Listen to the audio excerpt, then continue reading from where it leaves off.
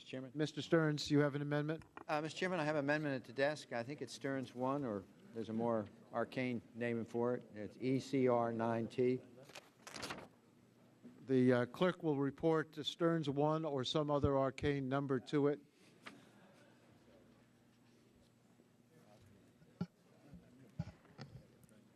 Amendment 2, the amendment in the nature of a substitute to H.R. 3200 offered by Mr. Stearns of Florida. Without objection, the amendment will be considered as read, and the gentleman from Florida is recognized for 5 minutes. Mr. Chairman, thank you very much. And my amendment goes to the heart of the debate of protecting consumers with keeping their private policy.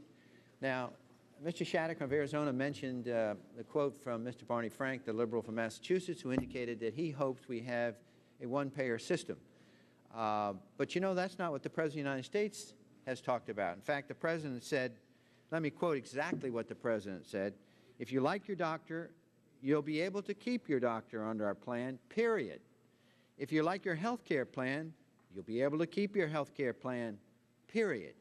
So the President really doesn't agree with Barney Frank, and I think this amendment goes to the heart of this whole policy position of this bill.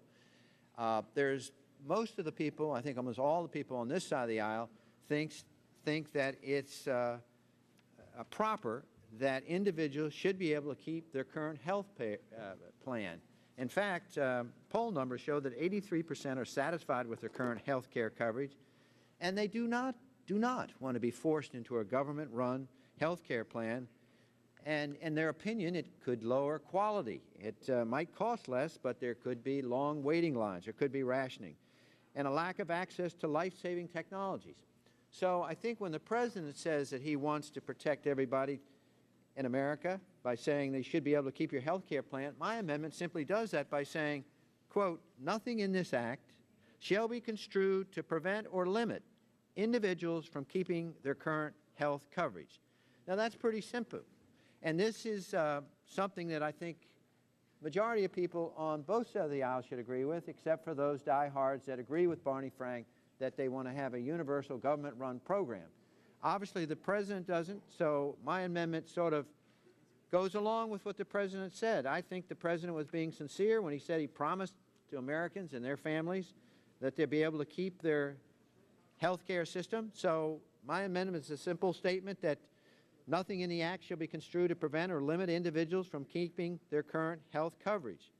Now, when you look at Section 102 of the bill, this language would go in and be substituted for that. It's very complex, and I think this would be simple if we had my language, because specifically the Chairman's bill make it almost impossible for Americans who buy their insurance on the individual market long-term to keep that health insurance, even if they like it, by preventing current health plans from changing and adding on to their plan structure, and it forces them to comply with federal mandates that have yet to be determined. So this is a matter of policy, a matter of statement that I think that goes to the heart of this whole debate. Are we going to allow the consumers to keep his or her health care plan? Greater competition is not necessarily the intent, we've argued on this side of this legislation, and we feel that with this public policy, people will slowly move into it either through mandates or through pricing or all kinds of different contingencies into this public policy. And we're saying we don't want the government to put stipulations on the commercial, private insurance plans that would force Americans to move into the public policy. So by creating a federal regulated health care system, government-run, competing with the private health insurance, it won't be long, if we're not careful, that everybody will be moving into the public policy.